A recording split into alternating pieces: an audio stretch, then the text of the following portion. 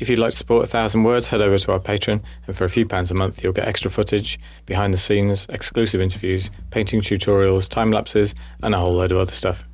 Thanks for your support, and enjoy tonight's episode.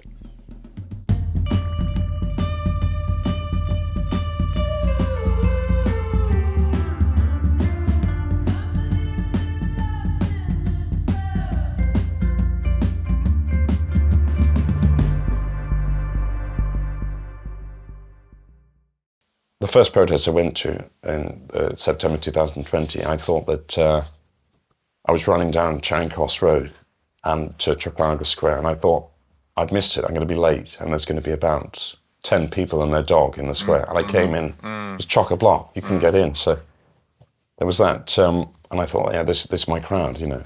Yeah. They tried to smear, they call us murderers, calling us any evil thing they could choose. They found every word in the dictionary to put us down. Like all these people I know who've lost friendships over the last 5 years, and people I've, you know... Did you lose friends? Well, I didn't have any to lose. Hello, Alex. Hello. Nice to have you. Thanks, hand-handed. Good. Sorry. Me too. Sorry.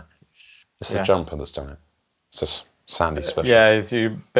Yeah, you might get a bit hot actually, but for the sake of continuity, you'll have to sweat for the next 4 hours, regardless of... Well, allegedly, I'm wearing a non-ironed shirt, so it shouldn't crease. Non-ironed? But, well, it's a non-iron. You're supposed to not iron it. Is it has natural crease. fibres? Or? A few. All right. So what nonsense shall we talk about for the next 4 hours? You start. I'll join in. I hear you sing in a band or talk in a band. Talking is more, yeah. Is it more talking? A little bit of singing here sing, and there, you know. But, tell us a bit. Tell us about raw milk. Not the dairy product, but the band Raw Milk Conspiracy. Well, one's good, one's on its way, you know. So, you know. But I sing in a band called Raw Milk Conspiracy, and and.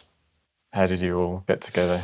We met through the protests, and I met the guy who's playing bass now with us at court, and he and me became friends during the case, and then we. Are you a judge?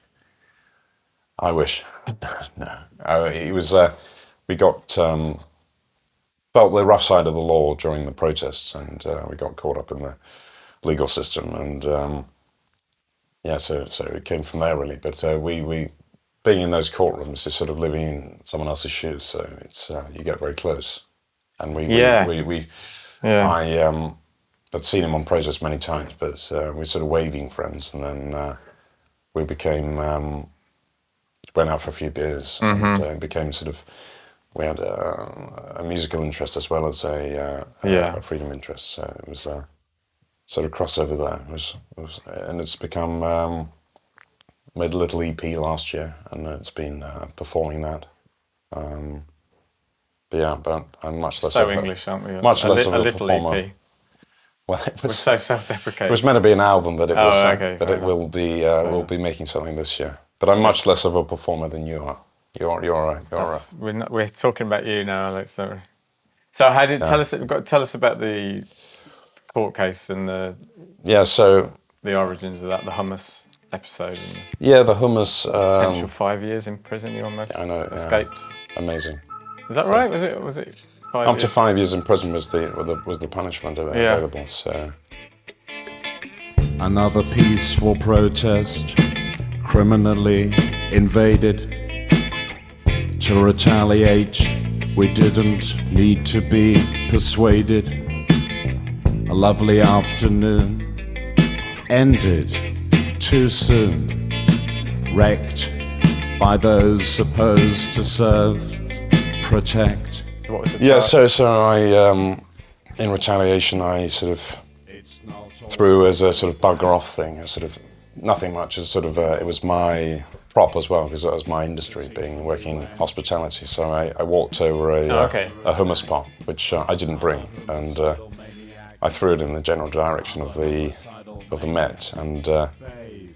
What prompted you to do such a thing?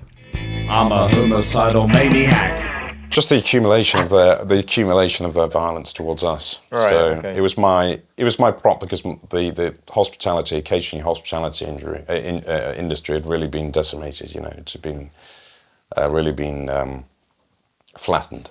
Yeah. And so that was I thought that was I was just throwing it in their general direction. It was a metaphorical throw, was it? Exactly. Like a kind of Yeah. It was. But they didn't see it like that. Didn't see it in that way. Yeah. So, but it was So I felt the full force of the law. Yeah. But wasn't incarcerated. But this was year? What year were we talking? 2021. Okay, so Yeah. is this COVID related? Yeah. COVID, yeah. Mm-hmm. Yeah. And I was in another case with someone from the BBC. I called him a traitor, and so that was the second case. And you called someone from the BBC a traitor? So when they know your face and your name, they sort of are after you, you know. So what do you mean you called someone from the BBC a traitor? I called one of the people from Newsnight who came out, Nick Watt. I called him a traitor. And what's wrong with that? Well, I didn't think there was anything wrong with it, but so they that was my first case, and then what? Seriously, that was a charge?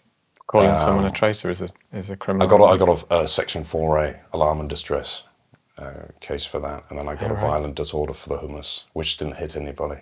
So, right. So, but one of our songs on our EP is called "Homicidal Maniac." It's not all white and black.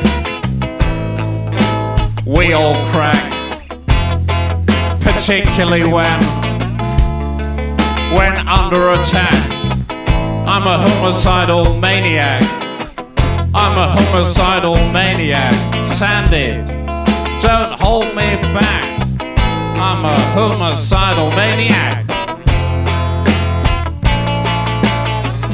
I'm a homicidal maniac. Layers of jokes on one, but no, it's been fun. It's been fun to get back performing, and it's been great fun. Were you worried when you had the potential 5 years? Was it serious? Did you consider the possibility that you would actually go to prison? I thought I was sort of dreaming or in a nightmare or something like that, because it was so far removed from anything I thought could be happening. It was so far-fetched. Everything, you know, everything was so turned on its head already with all the con we were going through, and then this was just another layer of that. So it was just such a. I found it unbelievable. I couldn't really believe it. To the point where you weren't overly concerned, or you didn't even process it. I was almost not processing it because I found it so unbelievable that it was like I say, dealing with the fake pandemic, and then having this on top, and all the things that went with it, being smeared in the media, having my face in the newspapers, you know, my mother crying. Was she upset? You know, upset, and it was like I was in a dream. Yeah. So, but they try to smear, you know, all of us, you know, for anything really. For, you know, they tried to smear, calling us murderers, calling us any evil thing they could choose. They found every word in the dictionary to put us down. Yeah, I didn't realise it was quite that intense. But no, but we've been playing a few gigs, which has been good, and it's been well attended, actually, surprisingly well attended, which has been good. And we're trying to record an album this year, but I'm not much of a singer. Not much of a singer.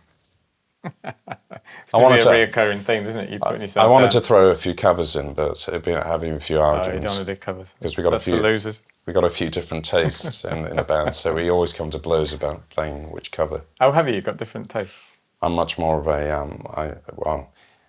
I like sort of things a bit more lively, and then I wanted to do a few more sort of rock and roll covers. Oh yeah. And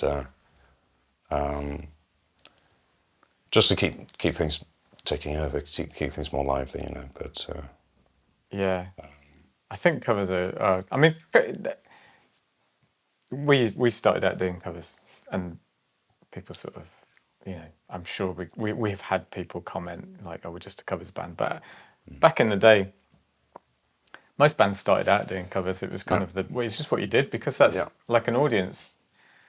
They want something that they can relate to straight away, Wow. and then bands tended to drop in the originals bit by bit. Well, you listen to the first. You're right. You listen to the first Stones albums. Yeah, sure. They do a great job of it, but they're all Yeah. covers, and like you say, they slowly release. Yeah. So it's a very gradual process. Yeah. And I suppose it doesn't really happen anymore like that. So no, well, people are writing stuff differently, aren't they? They tend to be writing stuff in bedrooms, and whereas I think by doing covers, you learn how the craft of how to write. I think it's not a bad thing, but audiences do like it. I mean, I think why people like coming to see us, because they knew the songs, so they could just jump around and dance, So. Well, you do a great job of it, but the one thing I wanted to do was do one where I think I've nicked the idea a little bit from one of the Radio 4 programs. I think was it Nicholas Parsons who did Just a Minute? I think it could have been, I think it was his program, and he'd do someone singing a song which was so different. So he'd do, I don't know, singing Lemmy singing Hand in Glove by the Smiths, or something like that, in the style of Lemmy, that kind of thing. But I wanted to do sort of my favourite collection of songs, my favourite songs, but in my way. So I would pick a Smith song, but do it my way. So sort of, it's not a unique idea, but I would sort of speak them with my own style, and I think people like that. It's not, but I'd like to do that one day. Do my own Alexander Sings. What have you got on your covers list that you're theoretical that you would put to the band?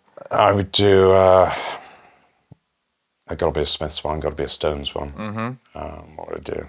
I'd probably do Midnight Rambler. Okay. Yeah. Probably do. What I'd do from the Smiths, I might do Still Ill, or maybe I'd do There Is a Light. Mm-hmm. Okay.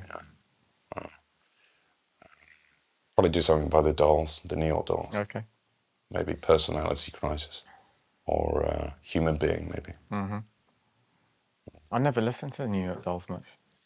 They passed me by a little bit. I think the singer just died? David Johansen, I think, because just did a documentary film by Mick Jagger lookalike guy. Well, there's remember the grey whistle test, the old grey whistle test, and Bob.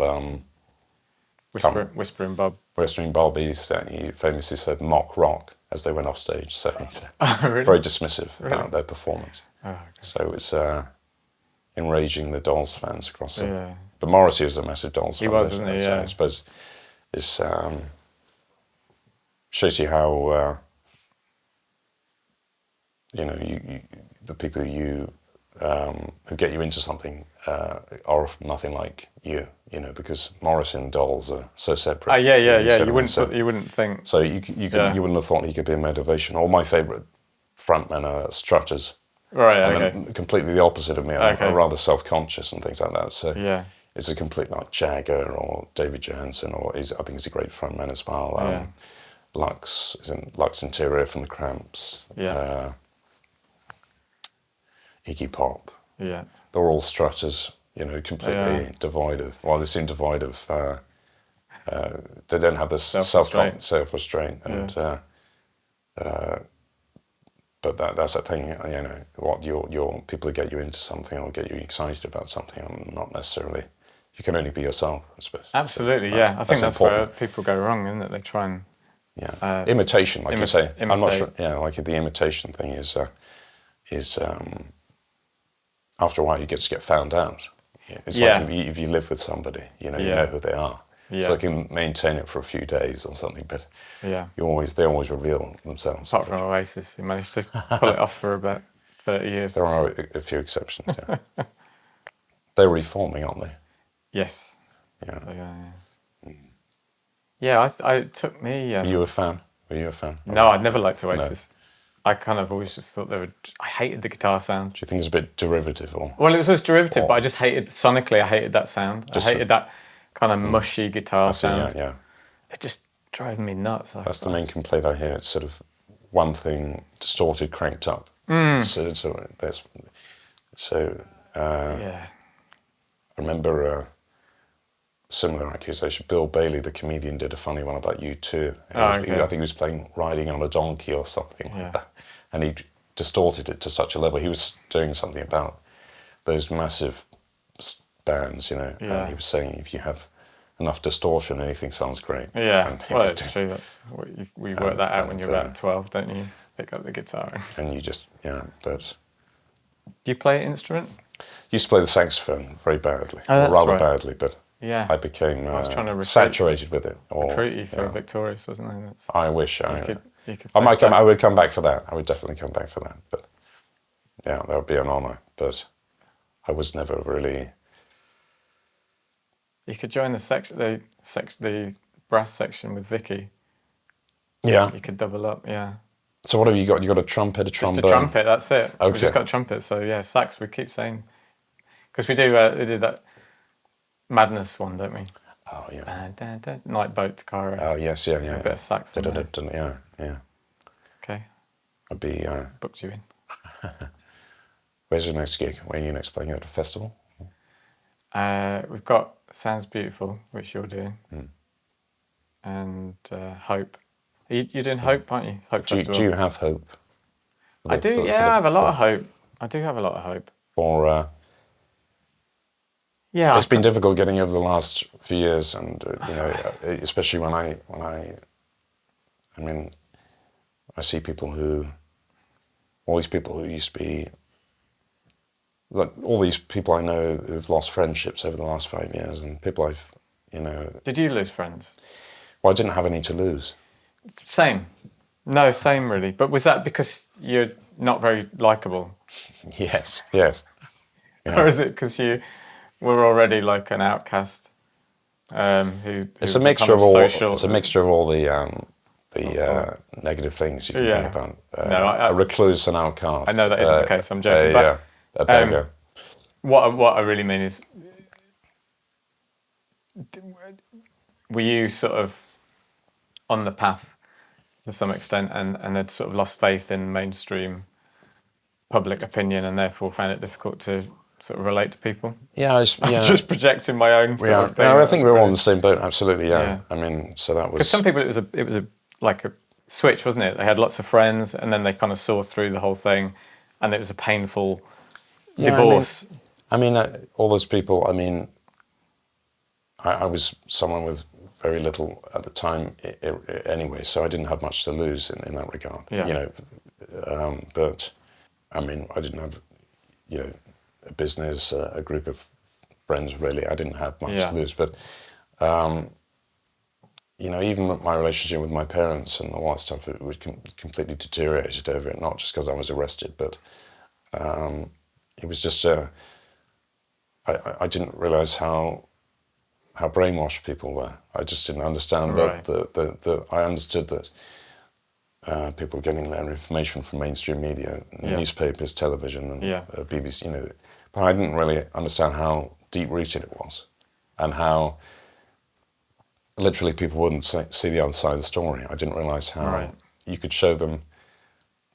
They'd watch the news morning, noon, night, over their tea as well, and they'd read maybe a financial newspaper and a mainstream one, the normal one, cover to cover every day, and yet you couldn't even show them a flyer or a pamphlet or a segment of a video. They wouldn't even... So that really affected me. Did it affect you? Yeah. So your relationship with you mentioned your mum you struggled with the court case. Yeah, she did, but I suppose to see your son go through court is a difficult thing, isn't it? Was she supportive, or just found it very difficult? I just found it difficult, so it's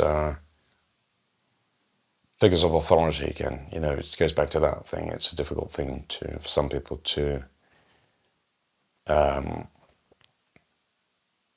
it's those sort of almost layers of authority as well. In court, it's right up there, you know. And for someone to, Yeah.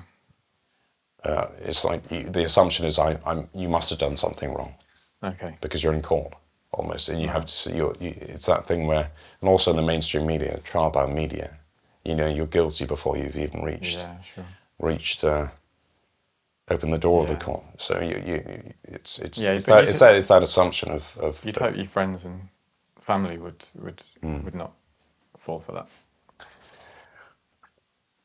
Are you going to make me look less pink in this? I've only got brown so far, so thank God for that. Don't worry, the pink's coming later. Yeah. I'll be subtle with it, don't worry. I did ask you before this to paint you, but I think I can see that you're painting me. Unfortunately, that's the problem. No, but no, I just in actual fact, I mean, other people have said it. I sort of missed those periods where we were protesting because it was such a good feeling. Yeah, and it was just such an incredible sort of weight of love and good energy and all those things, and it was just sort of washed over you. You were sort of bathing in that, you know, not in a self-indulgent way or whatever it is, but it was just a wonderful feeling of. Yeah.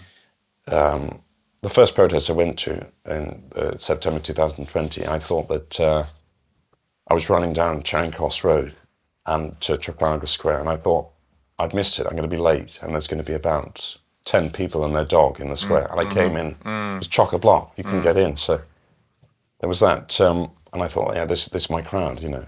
Yeah. We're not alone. But this has all been said, I mean, a million times. But well, it's nice. It's difficult not to reiterate it because it was such a magnificent thing. It was, wasn't it? Yeah, and it's sad that these things have sort of splintered or broken up. Well, I wasn't going to say that. I was going to say it's sad that some people didn't experience that because it was so wonderful. But the actual fact that it's splintered, I don't really see as a sadness. I see it more as just an inevitable growth from that initial thing, and it can feel like that. But I think, I mean, I've said this before, but for me it was like a sort of honeymoon period, slightly unrealistic, but still full of love and you know, genuine. It was a genuine thing. But what do you think the next step is then? What do you think the next thing is on the agenda? Do you think it's banning cash? Do you think it's that? You know what? I don't really give it that much mind. Yeah. Because you can't control it until it happens. Is that right? Yeah, I think you can spend a lot of energy trying to second guess what's coming, and then you've just wasted your time, and you've sort of you've kind of lived in this fear mind. That's not to say not to be prepared and be aware. Yeah. But there's only so much you can do in that respect, isn't there? And then after that, I think it becomes a bit self-indulgent to look at too much of this kind of stuff.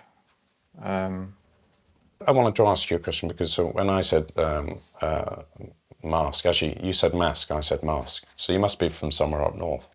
Well, no, I'm not from somewhere. Up north is a relative. But I can't. Not that you need to tell north me. Of here. Okay. No, but anyway, it's north of here. It's true. Well, apart from just there, but yeah. No. No, but I spent some time in the Lake District. I wonder whether you were up there. It was very beautiful up there. But like this, when I came here, I was remembering being there because it's that level of beauty. Actually, okay. It's especially today. It looks magnificent. You are is, blessed to be. But yeah, I do feel blessed. Now the Midlands, I don't know at all. I mean, east or west, but I'm trying to go to other areas. That's why I went up to the Lake District. It was a much-needed break from being in London. It was absolutely saved my life actually for London. Okay. It was absolutely so gorgeous. I thought I was right. It was dry stone walls, lovely walks, lush, beautiful. Yeah. Windy. Are you doing Daz's festival up there? Don't think we are. I don't think he likes the material very much. That's what I've heard. Oh, does he not? Oh, I think it's not to his taste. Oh, okay. Which isn't necessarily a bad thing. You know? Well, why not? That's kind of irrelevant, isn't it, for a festival? You don't put. No, I've not spoken to him about it, but Orlando played guitar. I think he spoke, and just I don't think you wanted us on. Sorry, you were saying about your idols. No. You didn't have them. I wasn't. You were asking, but I didn't. No. Oh, yeah. A lot of the classic 60s. My parents just had a decent. My dad was in a band, so he had all the Beatles, and Mum was a big Dylan fan. I was having some disagreements with people recently about, and it's a difference of opinion, and I don't know how to get over it because I like to make something and release it when it's very fresh. Right. And maybe I'm a bit too eager to do that. I mean, do it a bit too quickly. But some other people I think are a little bit too slow to do it. So there is a compromise somewhere there, but it's nice to. Yeah. I can't wait to get things out. Yeah. Because no one knows what you have, and it's anyway. It's just when it's a moment in time, and that moment's lost if it's not. And also, something isn't relevant. Yeah. If you make something and you release it 8 years later, it doesn't. You're not in that feeling anymore. You're not in that mood. Yeah. You're not in that moment. This is England 2024, not a free country anymore. This is England 2024, not a free country anymore. UK media, hurrah! Reporters, hurrah! Judiciary, hurrah! Police chiefs, hurrah! That's the thing that I like to do, but there is a compromise somewhere there, especially if you're working with others, but it has to be both ways, Yeah, it is a compromise. There's a certain quality level that people want to stick to. Blood on the Tracks and Blonde on Blonde, I suppose, they're always ranked as its top two. Yeah, Blonde on Blonde, that was... Yeah. Yeah, was that 66 or 65? I'm not sure. What was the first one? 60? Was it Freewheeling Bob Dylan? Is that the first one? Something like that, yeah. He's so prolific, isn't he? Yeah. Yeah, there's a lot of theories about Dylan making a contract with the devil and all that kind of stuff. And what do you make of that? Do you think it's jealousy? I think a lot of it is actually. Yeah. And I think, you've hit on a good point. I think within the truth movement, I think a lot of what goes on stems from a kind of, maybe jealousy is a bit of a catch-all phrase, but certainly a kind of insecurity and I was thinking, because this whole thing, I don't know if you followed the Katy Perry going into space thing. Well, a little bit, yeah. Good evening and welcome to The Moose. My name's Alexander Peat. Jeff Bezos cashes in on the gender pay gap by sending women into space for half the price. There's been a lot of backlash and people sort of taking the piss, and I get that. I really do get that. Louis Armstrong turns in his grave and aliens wince as Katy Perry sings What a Wonderful World. What a wonderful world. Why was that important to sing that particular song? Everyone else on planet Earth was happy with her temporary absence. This is all for the benefit of Earth. In other news, women don't have penises. But I think a lot of it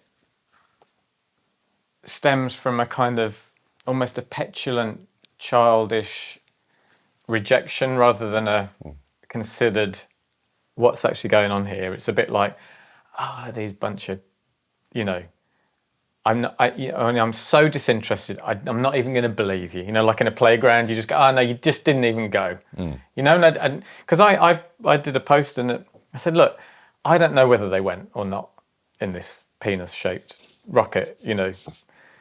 I don't know, but has anyone got any really good evidence that they didn't? And it was just very open, like, I just want the evidence. Show me what your evidence is. And I got a few thumbs up, and then I got a whole load of laughy reactions. Right. And of course they didn't go. You sound vaccinated or something like this, And it's like, I'm just asking for. Let's have a discussion. What's actually going on in the world? Right. To what extent is this fabricated? What's your evidence? Can we just look at this objectively and try and work out what's going on in a true spirit of genuine truth seeking? I've got no dog in the race at all. But you just get this backlash. And I think that does stem from people... Well, sort of childish dismissiveness. It's a childish dismissiveness. But I think it is based on, not necessarily jealousy, but something similar, is that these people are out there living a life, like regardless of whether they made it up or not, they're super wealthy, they're, you know, whatever. And people are just, you know, they just want to go like that. And it's the ultimate form of going like that is to say, don't believe you. You know, like... Yeah, it's kind of that one with... It's a bit like that one where, you know, saying, you know, that works for everything, doesn't it? You can say that to anything. It's like... all... Yeah, but how do you... Can you flesh that out a little bit? You need to flesh it out a little bit, exactly, yeah. That's the thing, but yeah, because otherwise you just sound like a reactionary child. And you're doing, You know, I think we know that we can send an airplane to the edge of space. Like, I don't think anyone would question that. You know, you've seen footage of these jets that go up, you know, military jets. You know, but that's it. Oh, that's... I think everyone can agree trains are real. I wish I could have kept a straight face there. Yeah, you did for a second. Would have had more effect. You did for a second. Well, didn't say the train, they thought if it went, the first trains, didn't they have someone walking in front of them to make sure it didn't go Well, the cars did. Oh, cars, sorry, yeah. The flag, didn't they? They The flag. I thought that would be a pretty good job, you know. You know, to make sure that... Brilliant, yeah. Her hair didn't get too... Yeah. No, but it was... that one, you sort of hit the nail on the head, I think. Yeah, I think... Especially, you know, it's just... it's frustrating because I think, for me, the whole thing really isn't necessarily about exposing anything, or it's just like, what is going on? Let's just, you know, I've got no, you know, we don't need to come with any preconceptions about what's going on in the world. We just go, let's look at it. What is going on? And I think too many people are still... But did they go to space? Is that what you're saying? The question, so the question is, did they go up there? Well, it's not that far-fetched, because I think most people would agree that we can go in a plane to pretty much... So you're saying yes. Jake says yes. Yeah, so Jake says yes. We went. Categorically. And anyone who thinks we didn't is a... Is no longer his friend. If you said yes, you can't be Jake's friend anymore. Yeah, exactly. But if you said no, sorry, you can't be Jake's friend. That's it. It's just the stupidity of it. Yeah. And I just think it's a shame, because I think that is what... So when you were talking earlier about the marches and how brilliant they were, because we hadn't got to that point yet where people's sort of... people's tendency to, or bad habits maybe, had surfaced to the point, you know, this sort of lack of real analysis. It was just, we were swept away when we gone because of you. So. No, I wasn't going to say anything. I was just cracking my knuckles. Oh, right, you look like you're going to say something profound. No, I can't do that. That's for you. So, yeah. No, it's that thing, you know, I'd just be reiterating, but it's like a kid with the fingers in the air going la la la la la. Sort of, yeah. Because when you said a point and then, but... Because I don't want to hear that. You know, it takes an adult to have a discussion, you know, about something, and not just being... That's the thing where, you know, people can't even... Everything immediately turns into a heated argument rather than discussing things in a proper adult manner. Yeah. Even just no matter what your... or even giving someone a chance that you can speak nowadays without being interrupted. Yeah. That's the thing. It's almost vanished, all that stuff. Yeah. Even on talk shows or panels with supposed great-minded adults, you know. Mm-hmm. So it's very, very, very, very, very sad. Yeah. It is sad because it stops us getting anywhere, I think. You know, I find it frustrating because for me that all comes from the inner work. Yeah. So once you get to the point where you don't feel like you need to convince anyone. Well, I think everyone's still, or not everyone, so many people are still stuck in this idea that if I don't convince you of my point of view, I've lost and we're effed. You know, like the future of humanity still depends on me convincing you of something. And if you don't believe me, I'm going to get really irritated. Whereas I don't care, like, if someone thinks they didn't go to space.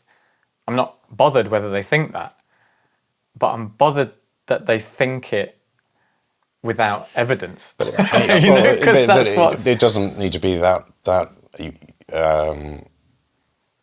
far away or whatever. You know, the space, the recent space story. But you can take it down to a much lower level. People arguing about the most recent arguments people have had around me have all been about. Well, a lot of the time they've been about food. Okay. So one's been grains. You can't eat grains. And I was in one. I was in one before a gig last year. They were saying that they both loved eating red meat. There's steaks, you know, beef. So steaks with salt and drinking salt water. And then this is sort of carnivore kind of. Yeah, carnivore diet. And then one of them was saying that pulses are really good, you know, sort of, and then there was a whole half an hour.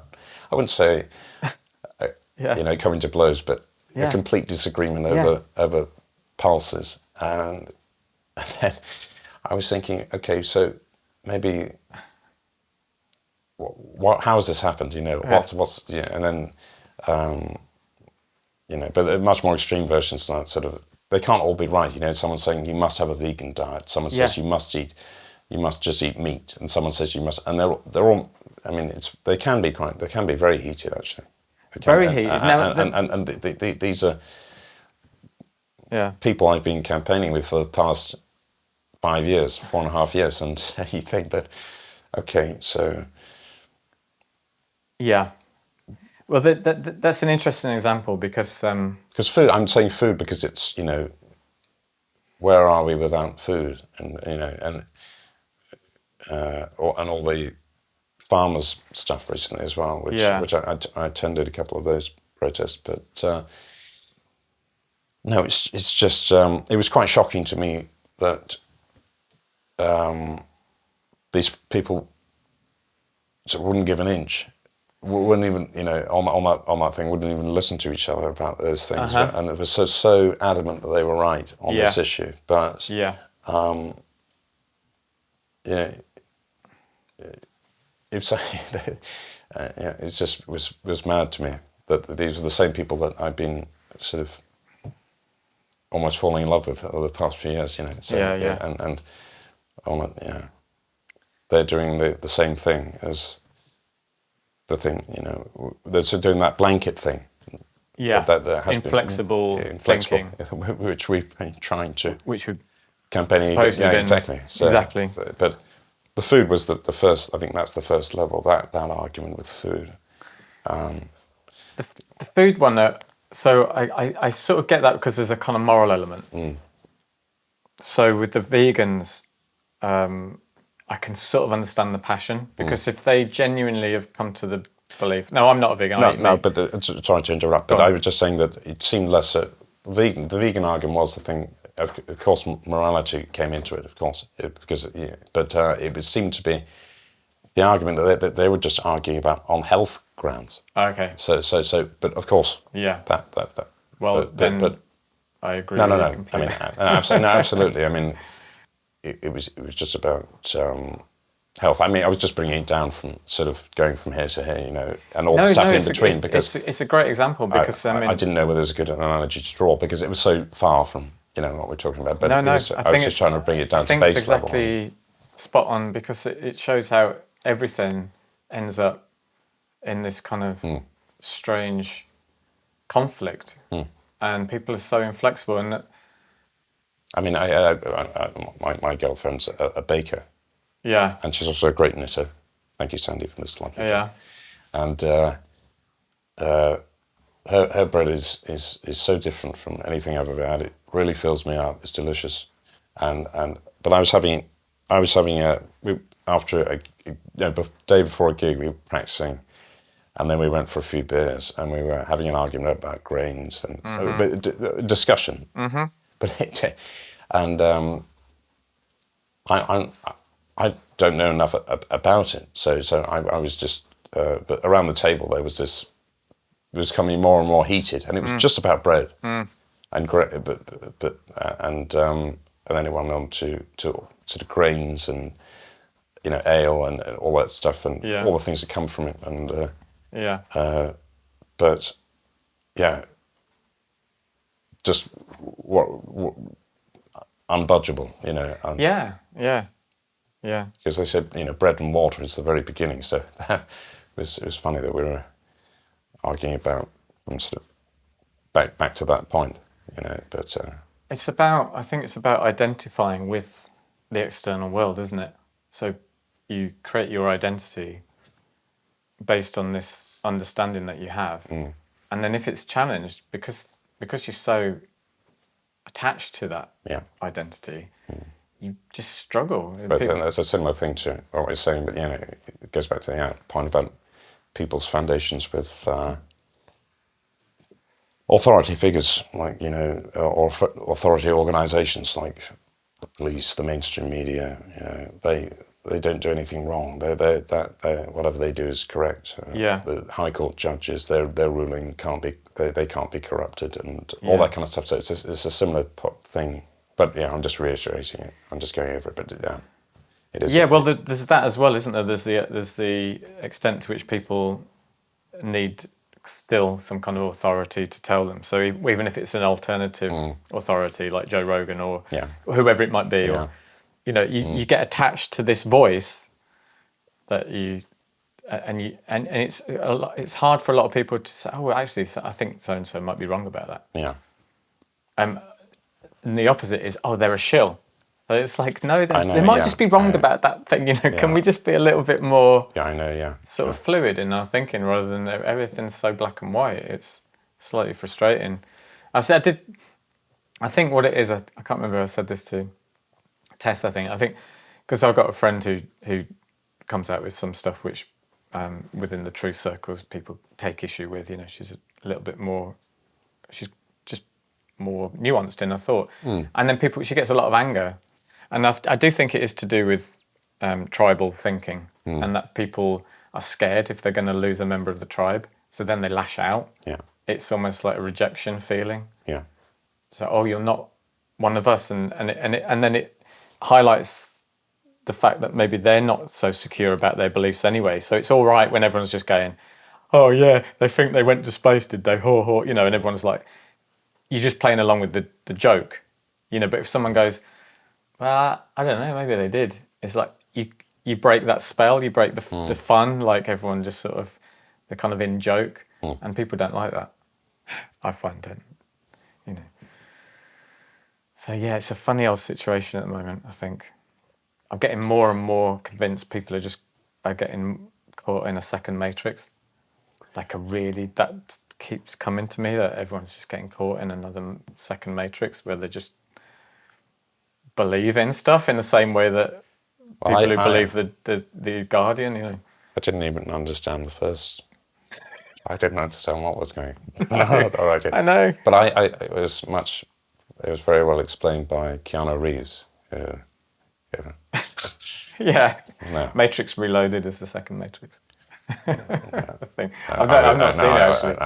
You haven't seen the first one? Have you seen the first one? I think I did see the first one a long time ago. I know you were joking, but... well, half joking. So a non-awake friend actually asked me when I said I think people are getting caught in the second Matrix. He said, what's the second Matrix? I said, Matrix Reloaded. But, I just think it's okay, though, I suppose it's just natural progression, really, I suppose. What can you do? Am I looking pink now, though? I'm getting a bit of pink. It looks like pink. Only a little bit. Yeah. No. It's an honour. I never thought of being painted. Try not to look at it, but it's difficult. Try not to look at what? Through the canvas. Oh, can you see through because of the light? It's a beautiful day, Is it shining through the... No, I can just see a little bit. Sort of shape? Yeah. Okay, probably looks better from that side. You haven't got much to work with, have you? Pair of us so English. Oh, self-deprecating. No, that's why I was saying that. That's why it was. I was trying to find. Now I liked playing the festivals and stuff like that, but you're preaching to the converted in terms of what's happened in the last. As much as it was. We've all been through the big protests together. Some of us have been caught. We know what's going on with. Yeah. I mean, with what's gone on the lockdowns, all that stuff, and it was great to play to different crowds. We played. We played. Playing Dublin Castle. We played a couple of gigs around there. And it was just it's so refreshing to play. To a different crowd, and it was just a nice feeling. Yeah, what was the reaction? Did they it was get positive. The lyrics? It was positive, yeah. It was some positive. One guy tried to not let us play because I was trying to get different gigs in. There was a guy with a venue in Edinburgh, I can't remember his name, but he was calling round. Yeah, okay. And trying to get because I was sending cancelled. letters, emails, phone calls, leaving messages, and he didn't want us to play, and he was doing the similarly childish fascist / far right group thing, and trying to tarnish our reputation as in a sort of blanket, unthinking, idiotic, way. Yeah. But no, it was just refreshing. It was just refreshing to play in front of different people because we've been playing to the same crowd for a while. Defiance Records, bringing you the best music from the movement. Remises Never Give Up and Mad Mix's You're So Right, available now as a double A side on Defiance. And Raw Milk Conspiracy bringing purpose back to music with their latest single, This Is England 2024, and their brilliant debut, Misinformation Whore. Plus, now out is a fantastic Ballad of a Toolmaker's Son from Trevor John. All available from Defiance Records, the Freedom label. Did what he was told to do back then, and that's how we got the number 10. I wanted to ask you a question. So you're a singer, you're a painter, but you also speak French, is that right? No, I don't. Oh, you don't speak French? No. No, that's a joke when I just say bonjour. Oh, it's a nod. Yeah. My son last time one of the last times I saw you, it was in Brighton actually. It was that studio. Oh yeah, when we were doing the recording, yeah. And you were talking a little bit of French because you were going to France, weren't you? Then that's right. Yeah. I thought you spoke French. No, it's quite freeing, isn't it? I think when you speak another, because I lived in Africa for about 5 years and learnt Arabic. That to the point where I could have a conversation. I've forgotten it all now, really, but I could sort of have a reasonable conversation.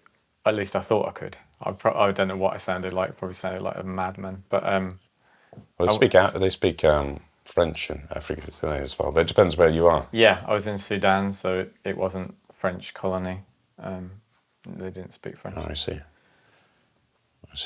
Yeah. What were you doing in Sudan? Just living there? Well, I got involved in a sort of what some people have called a cult. It was and I don't know what it was, to be honest now, but it was a strange setup, and part of it was being sent off to Africa. I did 3 trips. The longest was 2.5 years. I ended up 5 years in total. Don't you mean Guyana? No, it wasn't that one. No. What's that? No. I was thinking about Jonestown. Oh no, it wasn't quite that bad. It didn't end up mass suicides or anything like that. So you've gone from one cult to another. You've gone from the cult in Sudan to the freedom cult. Yeah. No. Well, I've actually had that. Someone said that. Well, you used to be in a cult. How can I believe anything you think? You don't have to believe it. Going back to class, that's quite interesting. I find that quite interesting. What do you mean? Do you think? What do you think of?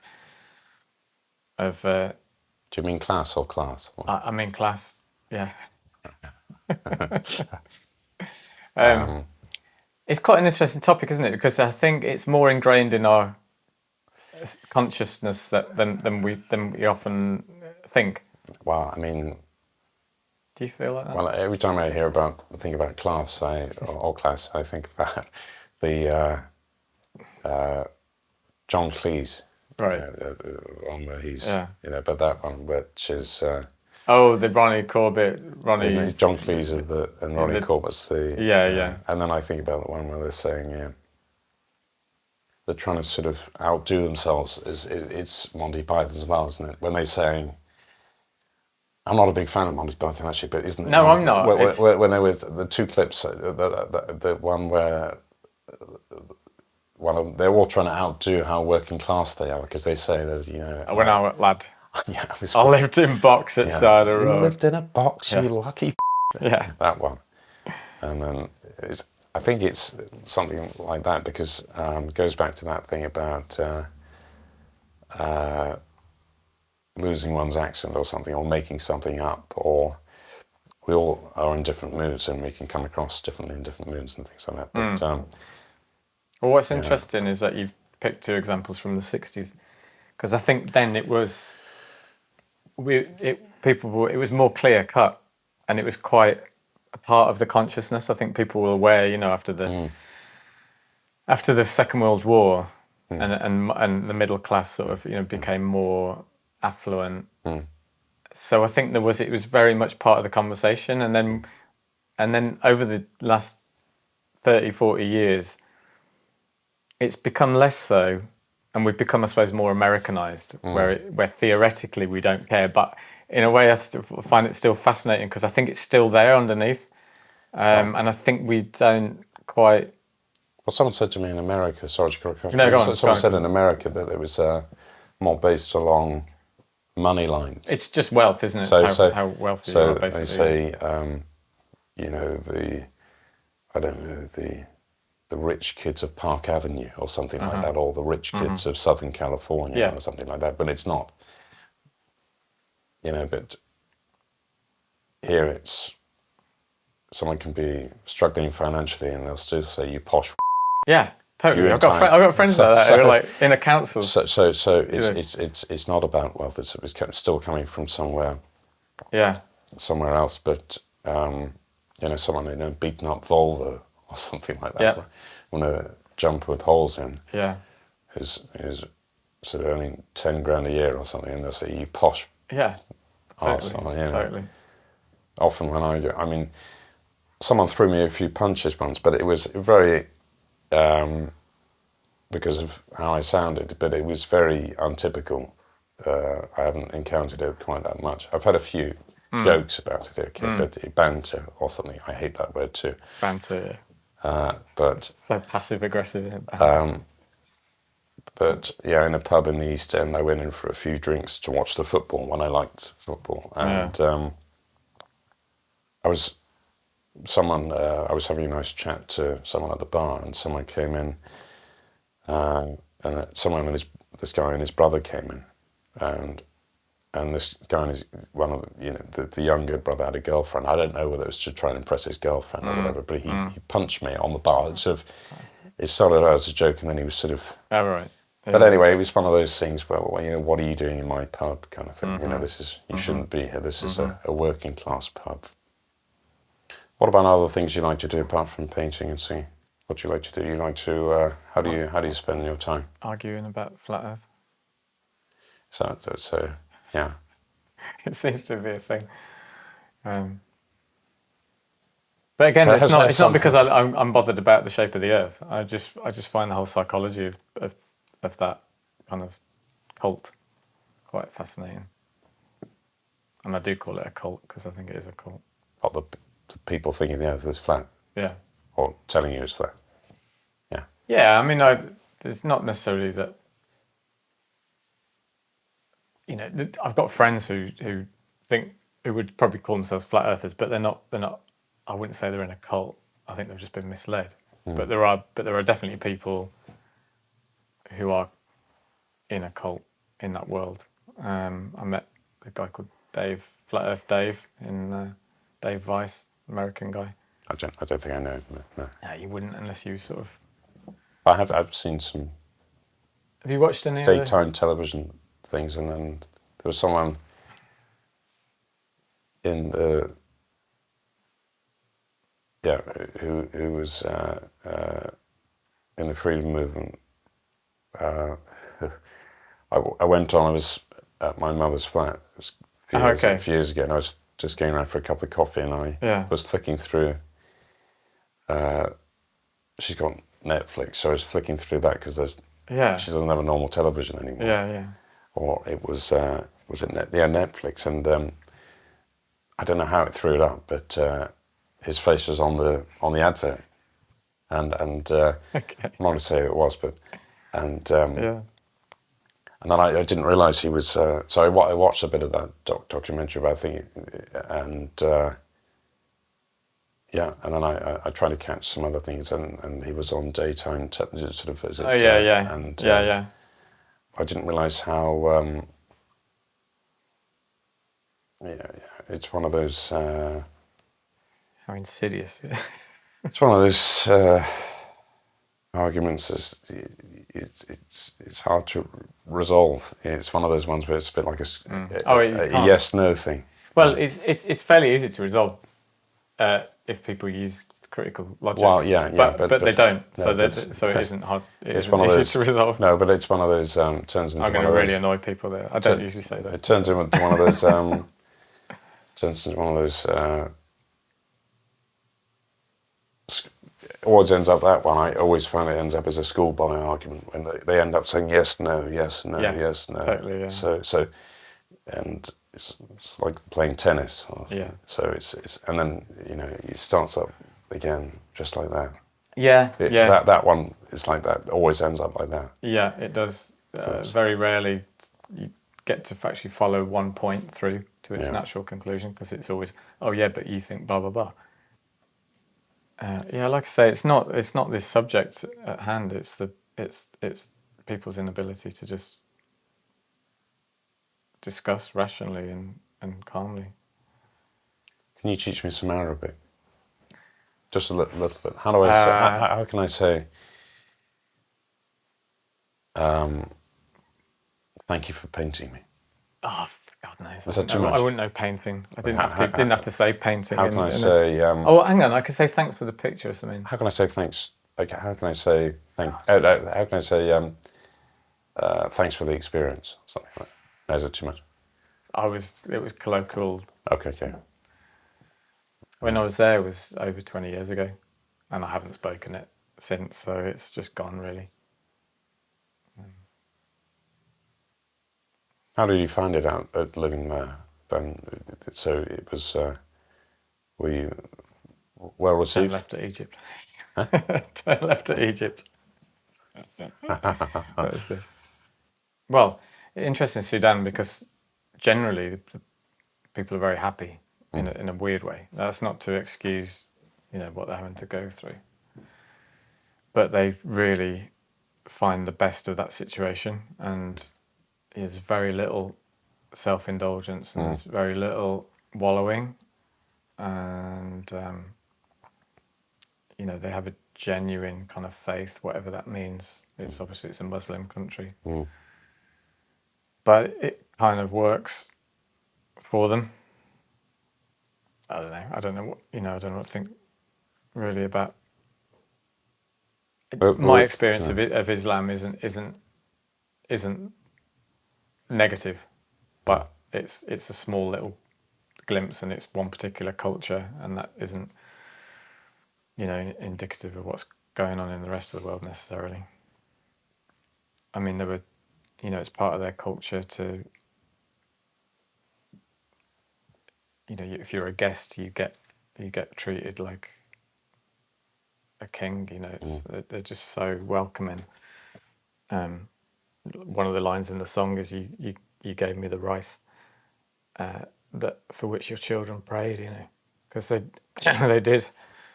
I remember one of the first meals, I sort of just like a random house that invited me over, and they gave me the rice, and rice was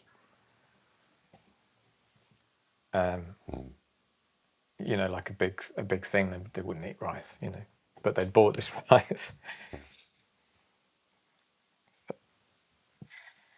Yeah, so it's like kind of sticks with you.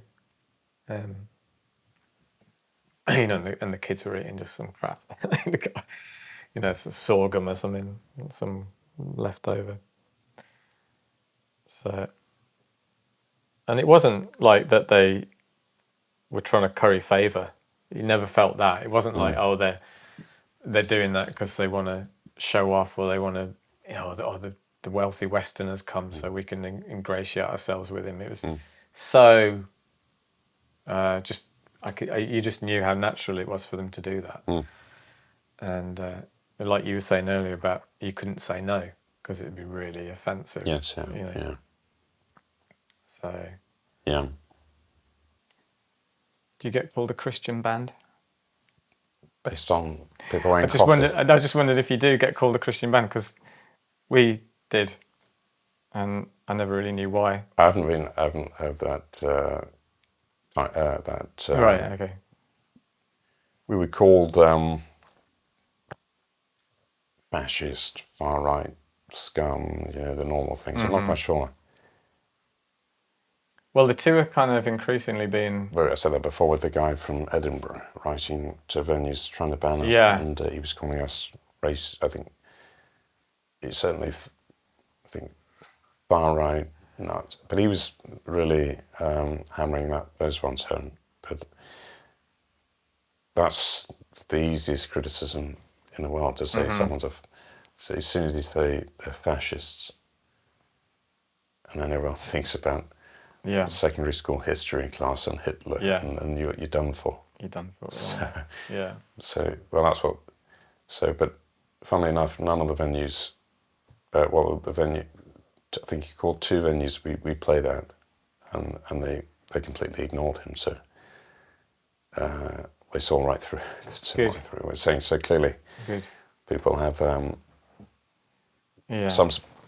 lot of people still have their wits about them, or you know, haven't lost faith in their own decision making. Yeah. Because I think it's a lot of we've given away a lot of our decision making. You know, someone typed me into we're trying to do a music video. Yeah. And it's the first time I've ever seen the sort of, you know, I wasn't quite sure what Was this the AI could be, you know, in that thing? regard. But and then How does it work? well, there's a downloadable sort of, is it some sort of software? Yeah. And so and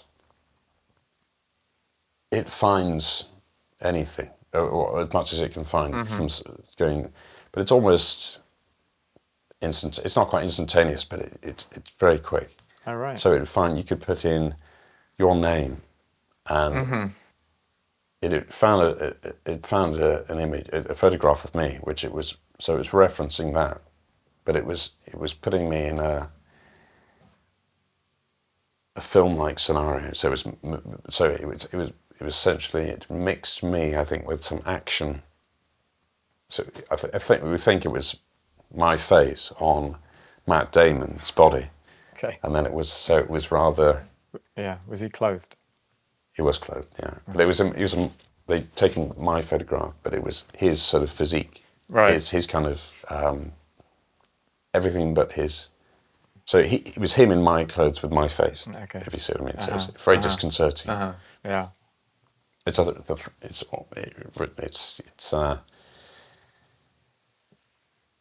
it looked like it was like a thing of nightmares again. It was that thing. Really was very strange, very disconcerting. So with the band, is there any, where can people find you, follow you? You got a Patreon? Like that. And again. Oh, Alex, tell me.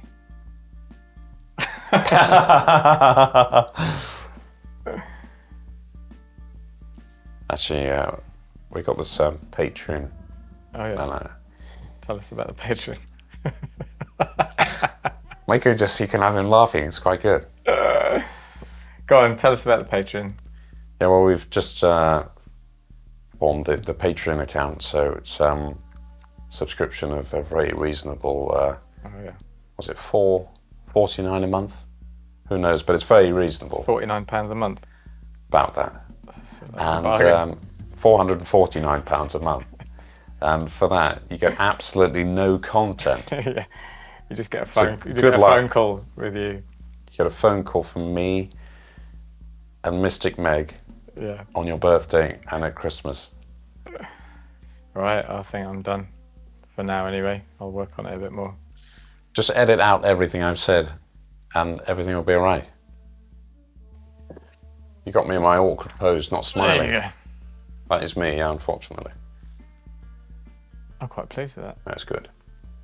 I like it. It's definitely... Good. Do you like this bit? I do. But you're not supposed to bleed on it. it's Alex's menstrual. I love it. Thank you so much. Thank you so much. It's brilliant. Hug you because too much paint. Clammy clams. Sorry. Terribly clammy. Nice. Yeah, it was good.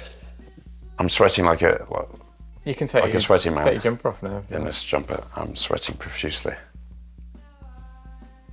Yeah, I quite like that.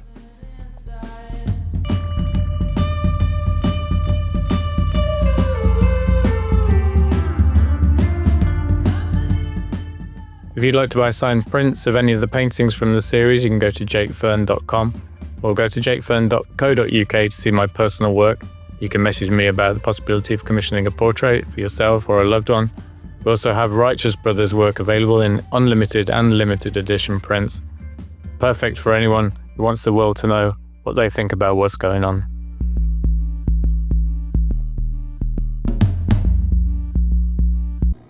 They don't care. They have, in lots of ways, they think they've got us. And I would like to think they haven't. You know, and we know that everything that happens in Glastonbury reverberates around the world. So that's why I'm telling you this. And it was almost like magic, because that night that piece of film for some reason went viral.